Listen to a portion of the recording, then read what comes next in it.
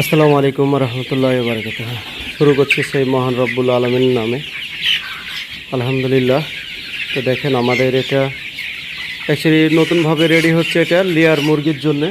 এই মুরগিটা রেডি হচ্ছে ফুললি লেয়ারের জন্যে। তো আপনারা দেখতে পাচ্ছেন মাশাআল্লাহ অনেক সুন্দর পরিবেশন করে রাখা হয়েছে তাদেরকে। এ দেখেন অটো ডিঙ্কারে অটোমেটিক পানিটা নামে, এবং আমাদের যে ব্রিডটা সেটা মাশাআল্লাহ একেবারে বেস্ট কোয়ালিটির ব্রিড, বুঝতে পারছেন, একেবারে ফার্স্ট কোয়ালিটির ব্রিড। আপনারা এই ধরনের ব্রিড নিয়ে যদি কাজ করতে চান আমাদের স্ক্রিনে দেওয়া নাম্বারে আপনারা যোগাযোগ করবেন। মাশাআল্লাহ অবশ্যই আমাদের কাছে এই ধরনের ব্রিড পেয়ে যাবেন।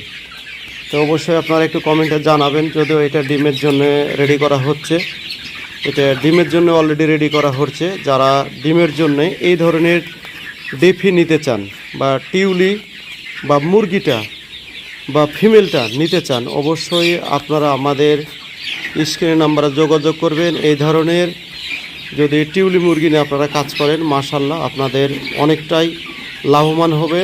এবং বুঝতে পারছেন এখন মেল ফিমেল রেশিওটা মেনটেন করে কিনে নেবেন, আপনি সেখানে প্রচুর পরিমাণে লাভবান হবেন। এবং ব্রিডটা একেবারে বেস্ট কোয়ালিটির, বাংলাদেশের যেটা হাইব্রিড সোনালি বলে সেই ব্রিডটা আপনারা অবশ্যই নিজেরা দেখলেও বুঝতে পারবেন যে আসলে এটা ব্রিডটা কি।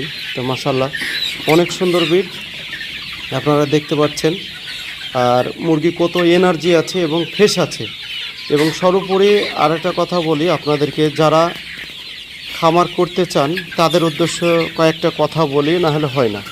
দেখেন আমাদের কাছে আপনারা বাচ্চা নেওয়ার পরে বাচ্চা ঠান্ডা লাগে, বাচ্চা বড় হয় না, বাচ্চা অসুস্থ, কিভাবে কি করব, এইসব প্রশ্নগুলো কিন্তু হামেশাই চলে আসে। তাদের উদ্দেশ্যে একটা কথা বলি, যে কোনো কাজ করতে গেলে, যে মুরগি হোক, ছাগল হোক, হাঁস হোক, যে জিনিস নিয়ে আপনি কাজ করবেন অবশ্যই সেই কাজটা যেন সেইটার ওপরে নির্ভরশীল থাকে, 1 নম্বর। 2 নম্বর হচ্ছে সেই কাজের যেন পরিবেশটা ঠিক থাকে। যদি আপনি পরিবেশ ঠিক রাখতে পারেন অবশ্যই আপনি কাজ করবেন।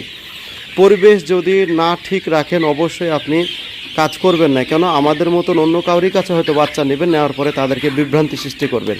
কেন বলছে এই কথাটা, আমাদের লিটারগুলো দেখেন কত শুকনো। ফার্মের যে একটা পরিবেশ, সেই পরিবেশটা কিন্তু ফার্মের মতনই আপনাকে রাখতে হবে।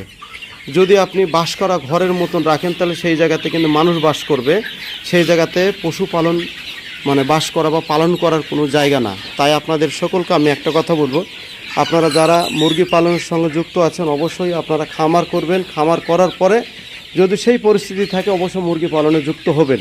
দেখা গেলো আপনার খামার করার কোনো পরিস্থিতি নাই, করতে পারছেন না, যেমন তেমন জায়গাতে ঘরে বা চালার তলে শুরু করবেন কাজ।